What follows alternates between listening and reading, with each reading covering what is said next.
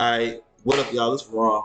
Today we're gonna talk about Jason from Tokyo Ghoul, the psychopath, the tormentor, whatever name you want to call him. This man is completely insane, and I like these type of characters because like other characters, they just be on that bullshit, bro. They just talk all day. Is anybody else not like that? Because like a lot of characters, or these villains, like they have I know like the plot armor and shit, the hero must win type of shit, but like at least I want some characters to get hurt, bro. Like I hate when the villain has the character in a position that they can't really do much, and they just give this long ass speech, and then it doesn't even matter because by the time their speech is over, like the hero does some shit, and like for example in Dragon Ball Z when Cell drained Piccolo's arm, like Cell gave his whole speech about what he was doing and how he was doing it, just for Piccolo to regenerate his arm and get the fuck out of there. Like what are you doing? Kill him. All right, to get back on topic, first time you see Jason is episode 1. He sees Rize. He's been sent after Rize to bring her back alive. And when he sees Rize, she's binge eating. Really first, Rize started talking shit. So Jason's like, he has to bring her in alive, but it doesn't matter if he takes a finger or an arm or a leg. As you see Rize right now, she's been binge eating. She's surrounded by bodies. This bitch is also naked for some reason. She's just eating corpse naked, bathing in their blood and shit for some reason.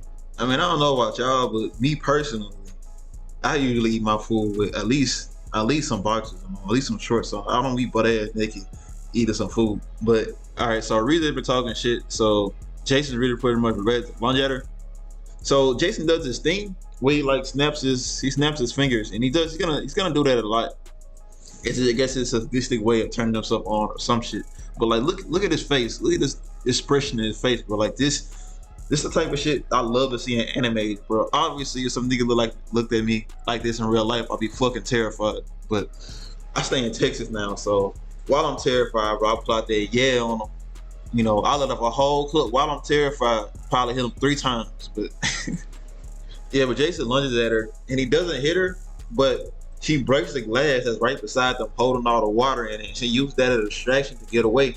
Apparently, she didn't want to fight Jason, and while she's getting away, she takes his little monkey wrench, whatever the fuck it is, I don't know what it's called, pinchers, whatever. And while she running it, like you can see the last scene, he just like, give it back, you thief. Like crying like a little bitch. Go get your shit back, man. And then a little while later, the doves find it, and it's like, did he not even go up there to look for it? Like, there's no way she just took his shit, and he did not try to chase at all. He just walked away. All right, the next time you see Jason, he goes to a doctor so he can get more of what Rize stole. The doctor can make him a new one since he made him the first pair. So when he goes to the doctor's wife and kid are hiding in the corner. They're scared because you should be. You like Jason is like the S tier apex predator at this point in time. All right, so the next time you see him, is it really that important? He killed that doctor. He just made a new shit for. He killed him. I guess he thought he was a rat or something. Well, I don't know. Maybe he might have ratted him out. But he kills him. He plays around with his old man. He gives him a little bit of time. He plays around with his old man in the Ayo, pause. Alright, so Jason punches Amo across his fucking parking lot. And while he's on the ground, he's talking shit to him, and this old man tries to come up behind him and hit him. Tried to win it with his kinke, misses. So while Amo's on the ground, Jason started mixing with this old man.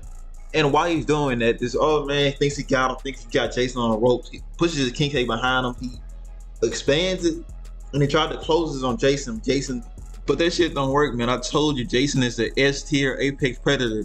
He breaks his kinke, and then Amo tries to come save the old man, but that shit don't work, bro.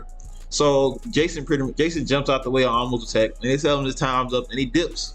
All right, before we talk about his first heinous act against Kaneki, let's talk about Jason's fit. Now Jason, unlike most of the characters in the show actually dresses nice. I'm talking about his suit matches whatever the fuck he got going on with his hair, or looking like a bleached Trump. But other than that, like his suit looks nice. The only other person is the guy that tried to eat Kaneki. He had like a fetish for his blood or some shit. Alright, before Jason wrecked the shop that Kaneki worked in him with his blood, there's some things that happened beforehand that are important to the story, but not important to Jason. So we're not gonna talk about that. Alright, the next time you see this flesh color crayon, he goes into Antaku. When he gets inside Antaku, he sees Kaneki for the first time, and he tells Kaneki that it smells like Rize. So he bitch slaps Toka because Toka tries to stop him. Then he picks up Kaneki by the neck. Now, look how hard he slaps Toka. Or slaps her across the room like she weighs like 10 pounds. But that's not the last you see of Toka getting punished, bro. Her brother is just this purple haired nigga standing in the background. She runs up to Jason, brother punches the shit out of her.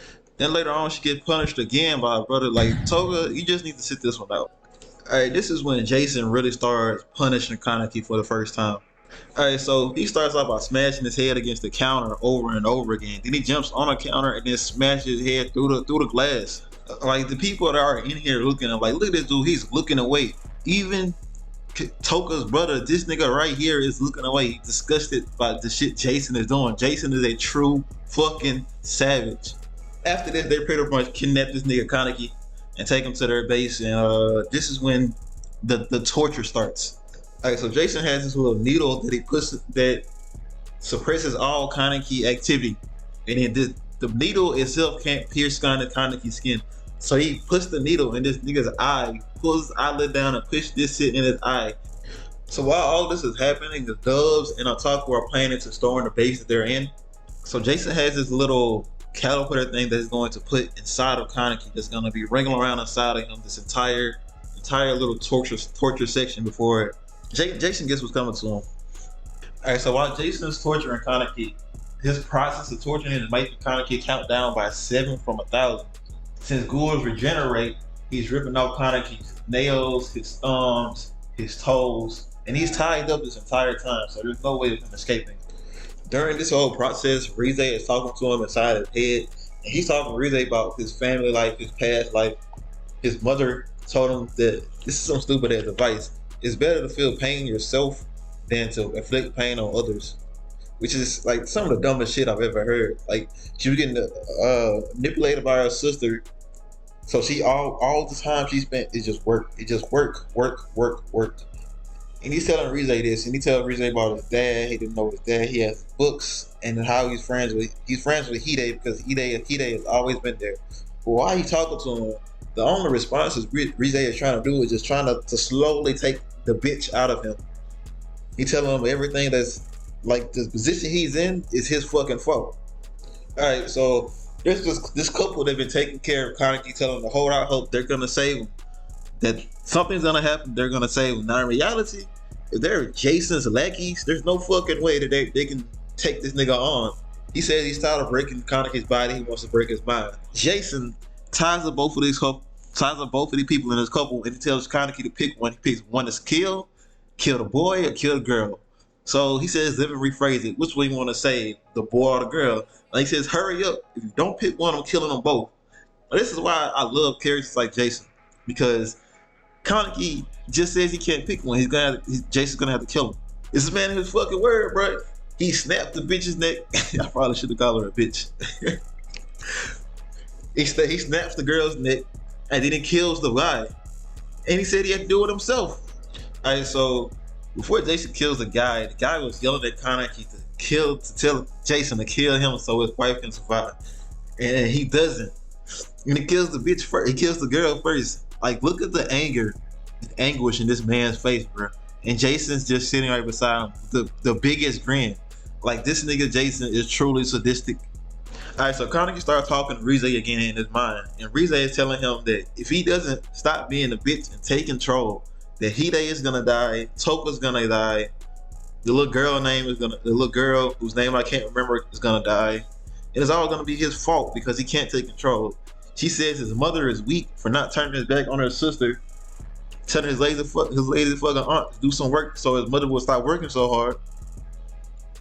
And everything is really there's no destiny. Everything is based on one person's personal circumstances. And each person is in control of their personal circumstance. And she says, if he doesn't man up and stop acting like this, then everybody he knows is going to die. Alright, Kaneki's hair turns white after he mentally eats Rize. And this is when Kaneki becomes the Kaneki that it needed to be from this entire series, the Kaneki he needs to be. Kaneki breaks out of the chain that's been holding him down, and he attacks Jason. Now, when he attacking Jason, the first thing he do is takes a bite out of him, and he tells him he tastes foul like a piece of rotten meat.